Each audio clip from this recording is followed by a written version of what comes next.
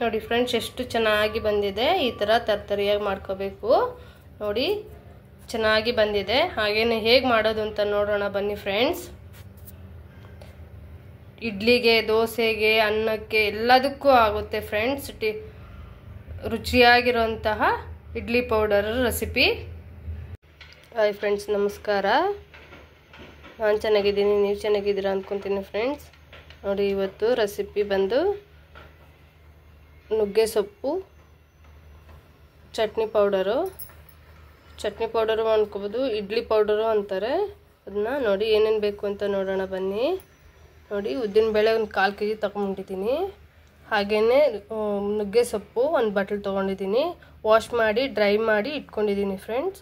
ಹಾಗೆ ಸ್ವಲ್ಪ ಎಣ್ಣೆ, ಸ್ವಲ್ಪ ಬಿಳಿ ಎಳ್ಳು, ಸ್ವಲ್ಪ ಕಡಲೆಬೇಳೆ, ಒಂದು 100 ಗ್ರಾಮ್ ಅಷ್ಟು ಕಡಲೆಬೇಳೆ, ಉಪ್ಪು, ಕರ್ಬೇವಿನ ಸೊಪ್ಪು, ಹಾಗೆಯೇ ಸ್ವಲ್ಪ ಒಂದು ಸ್ಪೂನಷ್ಟು ತೊಗರಿಬೇಳೆ, ಇಂಗು, ಕರಿ ಎಳ್ಳು,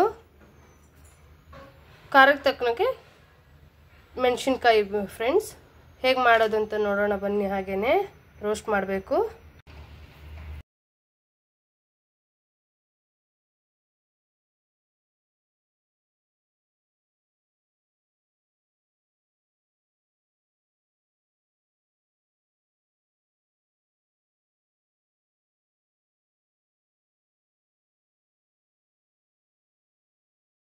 ಹಾಗೇನೆ ಉದ್ದಿನಬೇಳೆ ಹಾಕೋಣ.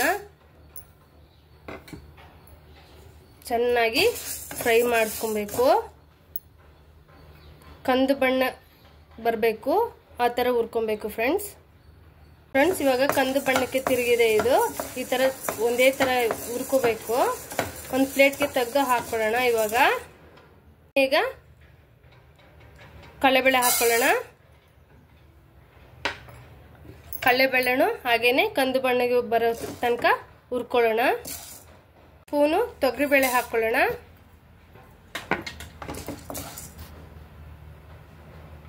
ಈ ಥರ ಮಾಡಿಕೊಂಡ್ರೆ ಇಡ್ಲಿ ಪೌಡ್ರಿಗೆ ಇಡ್ಲಿಗೂ ಆಗುತ್ತೆ, ದೋಸೆಗಾಗುತ್ತೆ.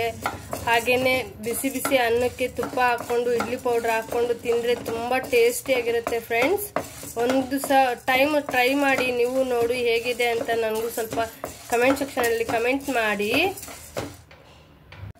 ನೋಡಿ ಫ್ರೆಂಡ್ಸ್, ಇವಾಗ ಕೆಂಪು ಕಲರ್ಗೆ ತಿರುಗಿದೆ.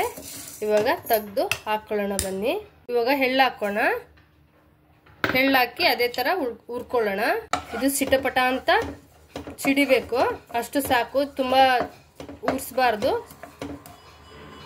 ಹಾಕಿದ್ರೆ ಸಾಕು. ಇವಾಗ ತೆಗೆದು ಪ್ಲೇಟ್ಗೆ ಹಾಕೋಣ.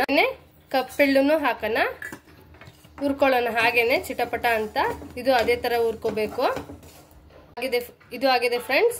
ಪ್ಲೇಟ್ಗೆ ತೆಗ್ದು ಹಾಕೊತಾ ಇದ್ದೀನಿ. ಇವಾಗ ಮೆಣಸಿನ್ಕಾಯಿ ಅದೇ ಥರನೇ ಹುರ್ಕೊಳ್ಳೋಣ. ಎಣ್ಣೆ ಹಾಕ್ತಾ ಇಲ್ಲ ಮೆಣಸಿನ್ಕಾಯಿಗೆ ಫ್ರೆಂಡ್ಸ್, ಯಾಕೆಂದರೆ ಅದು ಸ್ಮೆಲ್ ಬರುತ್ತೆ ಅಂತ ತುಂಬ ದಿನ ಇದ್ದರೆ. ಹಾಗೆ ತೊಟ್ಟನೂ ತೆಗ್ದಿಲ್ಲ, ಯಾಕೆಂದರೆ ಅದು ಫುಲ್ ಬೀಜ ಎಲ್ಲ ಉದುರೋಗುತ್ತೆ, ಅದು ಘಾಟ್ ಬರುತ್ತೆ ಅಂತ ತೊಟ್ಟ ತೆಗ್ದಿಲ್ಲ. ಆಮೇಲೆ ತೆಗ್ದ್ಬಿಟ್ಟು ಹಾಕ್ತೀನಿ ನಾನು. ಹುರ್ಕೊಳ್ಳೋಣ ಚೆನ್ನಾಗಿ. ಇದು ಕೂಡ ಈ ಥರ ಗುಂಡಿಗೆ ಹುರ್ಕೋಬೇಕು. ಚೆನ್ನಾಗಿ ನೋಡ್ಕೊಂಡು ಹುರ್ಕೋಬೇಕು, ಯಾಕೆಂದರೆ ಸೀದೋಗುತ್ತೆ. ಈ ಥರ ಮಿಕ್ಸ್ ಮಾಡ್ತಾನೆ ಇರಬೇಕು. ಎಲ್ಲನೂ ಡ್ರೈ ರೋಸ್ಟೇ ಮಾಡಿದ್ದೀನಿ, ಎಣ್ಣೆ ಒಂಚೂರು ಹಾಕಿಲ್ಲ ಫ್ರೆಂಡ್ಸ್. ನೋಡಿ ಆಯಿತು. ಇವಾಗ ಪ್ಲೇಟ್ಗೆ ತೆಗ್ದಾಕೋಣ. ಇಷ್ಟ ಆದರೆ ಸಾಕು. ಕರ್ಬೇವಿನ ಸೊಪ್ಪು ಹಾಕಿದ್ದೀನಿ. ನಾನು ತೊಳೆದು ವಾಶ್ ಮಾಡ್ಕೊಂಡು ಇಟ್ಕೊಂಡಿದ್ದೀನಿ ಕ್ಲೀನಾಗಿ.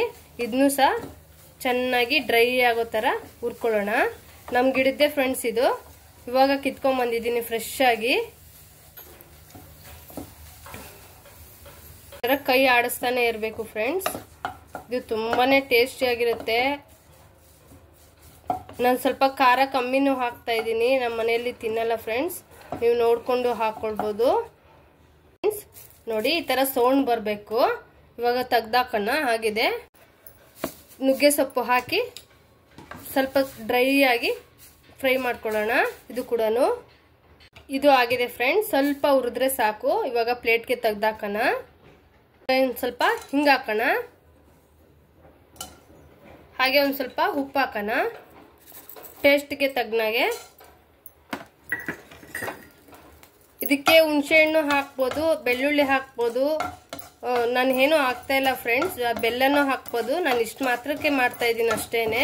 ಇದನ್ನು ಸ್ವಲ್ಪ ಉಪ್ಪು ಯಾಕೆ ಉರಿತಾ ಇದ್ದೀನಿ ಅಂದರೆ ಅದು ತೇವಾಂಶ ಎಲ್ಲ ಇರುತ್ತೆ ಅಲ್ವಾ, ಅದಕ್ಕೋಸ್ಕರ ನಾನು ಉರಿತಾ ಇದ್ದೀನಿ.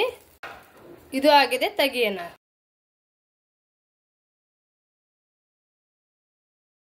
ನೋಡಿ ಫ್ರೆಂಡ್ಸ್, ಇವಾಗ ಹುರಿದಿರೋದಾಗಿದೆ. ಚೆನ್ನಾಗಿ ಹಾರಬೇಕು. ಹಾರಿದ್ಮೇಲೆ ಮಿಕ್ಸಿಗೆ ಹೊಡ್ಕೊಂಡು ಬರೋಣ ಬನ್ನಿ. ಆರಿದೆ ಫ್ರೆಂಡ್ಸ್, ಮಿಕ್ಸಿಗೆ ಹಾಕೋಣ. ಫಸ್ಟು ಮೆಣಸಿನ್ಕಾಯಿ ಹಾಕಿ ಹೊಡ್ಕೊಂಬರೋಣ ಬನ್ನಿ.